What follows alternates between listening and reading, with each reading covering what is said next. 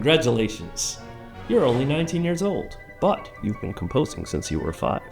You drop out of music conservatory because the composition curriculum is stifling you, and soon you get a job writing scores for the government's film unit, work that hones your ability to work with exceptional creativity and speed. Success follows on success, and 1 year later, you're asked to write a piano concerto to be premiered at the famed Promenade Concerts in London, with you as the soloist. You're Benjamin Britten, traveling fast on your way to becoming England's leading composer.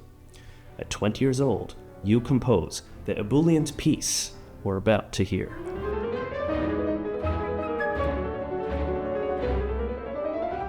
From first to last, this concerto was a crowd pleaser, designed to showcase the composer's dexterity on the keyboard. The first movement leaps into action with all the confidence of a young man eager to make his mark on the world.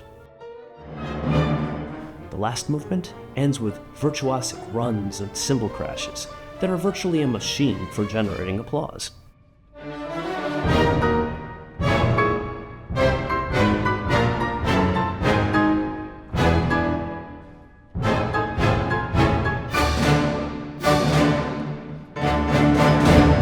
It all sounds straightforward enough, doesn't it? But there are some odd things about this piece. Let's start with the instrumentation. Although in most respects Britten wrote for a conventional orchestra here, the percussion section is unusually large. And many of those percussion instruments, whip, bass drum, tambourine, tenor drum, are not what you'd expect. They'd be more at home in a marching band than a symphony orchestra.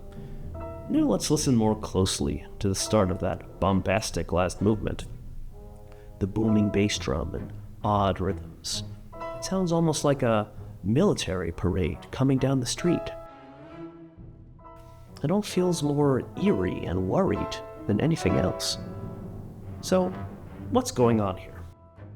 Well, Britten didn't say much about his inspirations for the piece, but I think a clue comes when you look at its date.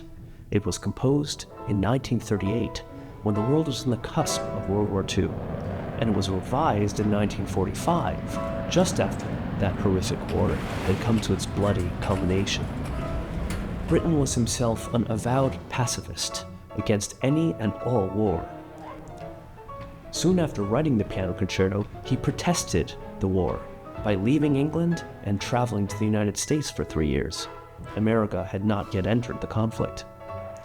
Listen again, with that in mind, to the military parade on offer here, the pounding cymbals and the thumping bass drum.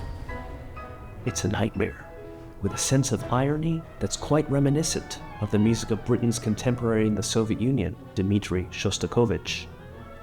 How about the frequent eruptions of the slapstick in the percussion, fairly unusual instrument? Don't they sound like distant gunshots? The original third movement in 1938 was a carefree set of dance variations, but in the 1945 reboot of this piece, Britten switched that out for a haunting and mournful movement called impromptu, further heightening the sense of grief at the lives lost in war. Now, you might say, if that's what Britten meant to express with this piece, why didn't he just come out and say so? Well, pacifism was a highly divisive stance at the time. The fascist menace in Europe was becoming increasingly hard to ignore. Perhaps Britten thought it best to let audiences enjoy this work simply as music, marching rhythms and all.